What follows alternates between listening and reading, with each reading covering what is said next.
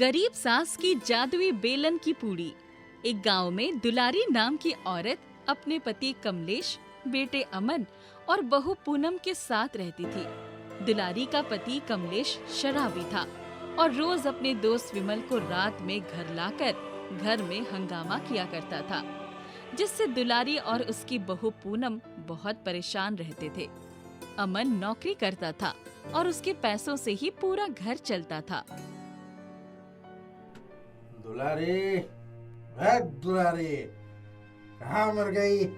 अरे जल्दी से खाना लगा, बहुत जोर की भूख लगी है। मर जाऊं तो अच्छा है। रोज रोज तुम्हारा ये शराबियों वाला ड्रामा तो नहीं देखना पड़ेगा। बहुत बोलने लगी है तू। चल जल्दी से मेरे और विमल के लिए खाना लगा दे, बहुत तेज भूख लगी है। सुनाई नहीं देता तुझे? मैंने तुमसे 1000 बार मना किया है, इस आदमी को हमारे घर मत लाया करो। इसने ही तुमको बिगाड़ा है और मुझे इसकी नियति सही नहीं लगती। घर में जवान बहू है और तुम इसको किसी भी वक्त ले आते हो।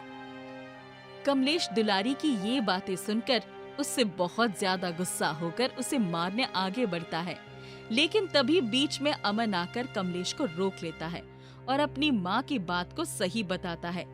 अब कमलेश गुस्सा होकर विमल को लेकर घर से बाहर चला जाता है। ये आदमी पता नहीं कब सुधरेगा। माँ, मैंने तो पहले ही मना किया था कि पापा को उस विमल से दूर रखो। अब उस आदमी ने पापा को भी अपने जैसा नशेड़ी बना दिया है। अब आप दोनों शांत होकर खाना खाओ। जो होना था हो गया। भगवान एक दिन सब सही कर देगा। अगले दिन हर बार की तरह दुलारी मंदिर में सेवा करने के लिए अपने बेलन को साथ लेकर मंदिर में भंडारे के लिए पूड़ी बनाने जाती है, लेकिन अचानक बारिश होने की वजह से वो फिसलकर गिर जाती है। हे राम, मर गई। एक तो मुझे पहले से ही देर हो गई, ऊपर से ये सब। हाय, मेरा हाथ टूट गया लगता है।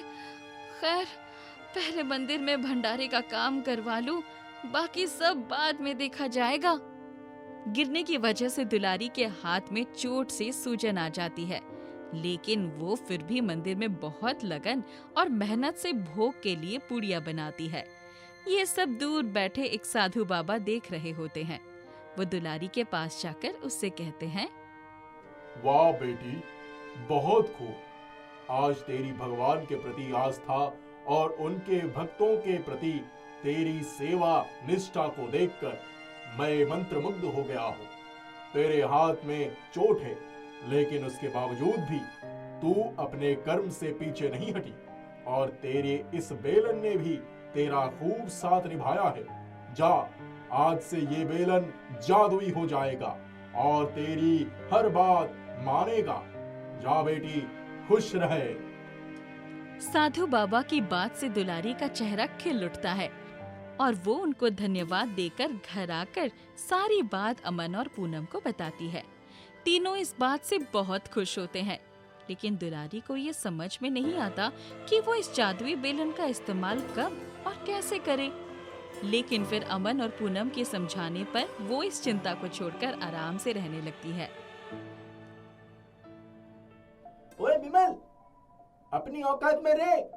तेरी हिम्मत कैसे हुई मेरी बीवी के ऊपर नजर डालने की? देख अमन, मुझे तेरी बीवी से कोई लेना देना नहीं है। मुझे बस दारू पीने के पैसे चाहिए। तू दे दे तो मैं तेरी बीवी का मंगलसूत्र नहीं लूंगा।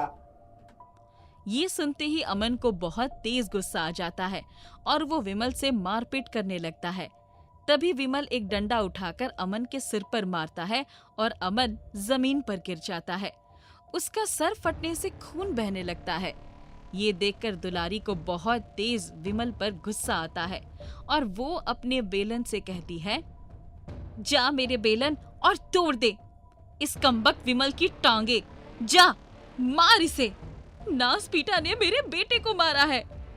अब वो बेलन जादू से एक मजबूत, बड़े और मोटे से डंडे में बदल जाता है और विमल को खूब दौड़ा दौड़ा कर मारता है।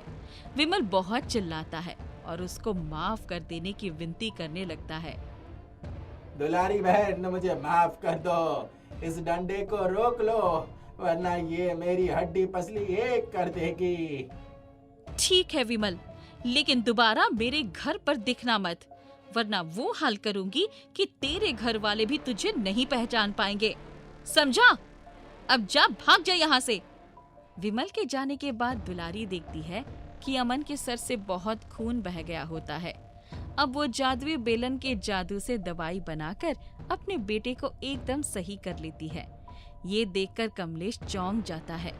तभी दुलारी कमलेश को भी सब सच बताती है और उसको भी शराब ना छोड़ने पर बेलन से पीटने का डर दिखाती है, जिससे कमलेश शराब कभी ना पीने की कसम खाता है।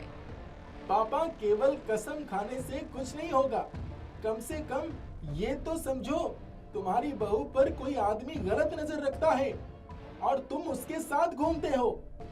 बेटा, आज से मैं उस विमल से कभी बात नहीं करूंगा।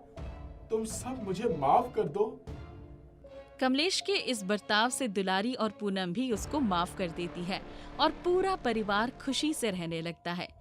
एक दिन दुलारी हमेशा की तरह मंदिर में बेलन से पूरी बेल रही होती है। तभी बाहर शोर सुनकर वो दौड़कर मंदिर के बाहर आती है तो वो देखती है कि मंदिर का एक स्तंभ चटक कर टूट रहा होता है और उसके टूटने से मंदिर की छत गिर जाएगी, जिसमें बहुत से भक्त दबकर मर सकते हैं। जादुई बेलन, जल्दी जाओ और उस स्तंभ की जगह खुद लग जाओ, और जब तक मैं ना कहूँ वैसे ही लगे रहना। दुलारी बहन, ये क्या कर रही हो? भला ऐसे कैसे हो सकता है? पुजारी जी, आप बस किसी मिस्त्री को लेकर आओ, तब तक मेरा ये बेलन मंदिर की छत रोके रखेगा। अब 2 दिन तक वो बेलन ऐसे ही मंदिर की छत रोके रहता है और जब मिस्त्री आकर वहाँ नया स्तंभ बना देता है तो दुलारी मंदिर आकर बेलन वापस ले जाती है। इन सब के लिए पुजारी दुलारी को एहसान मंद मानते हैं और उसका धन्यवाद करते हैं। दुलारी भी भगवान की सेवा करके बहुत खुश होती है। देखिए पुजारी जी, भगवान ने अगर मुझे इस लायक बनाया है तो मैं अपना हर संभव प्रयास करूंगी कि जो ताकत मुझे मिली है उससे मैं हर जरूरतमंदों की सेवा कर सकूं। सच में दुलारी बहन, तुम ही इस जादुई बेलन की सच्ची हकदार हो, इसीलिए भगवान ने तुमको चुना है।